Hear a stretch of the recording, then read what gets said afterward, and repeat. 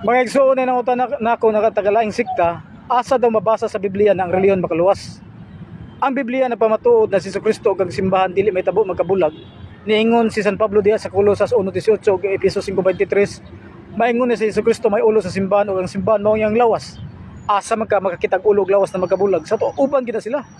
Unya niingon pa gyud si San Juan 14:6 na si Kristo kamatuoran ug ang iya usab lawas na maong simbahan kamatuoran diha sa 1 Timoteo 3:15. Unya ang kanang kamatuoran na matud pa San Pablo makahatag og kaluwasan 2 Tesalonica 2:10 og San Juan 8:32. Unya nagdapit ang atong Ginoo na magpasakop siyang lawas Colosas 3:15. Kay buot ang Dios maluwas ang tanan ug makabaton sa kamatuoran. 1 Timoteo 2:4. Sa ato ba tin-aw kay naa aduna gi kaluwasan sa reliyon.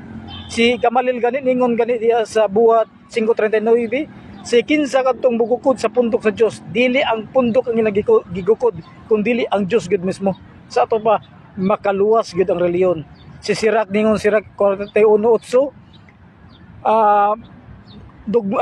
silutan sa Dios ang taong way reliyon. Sa ato pa ang reliyon makaluwas gid.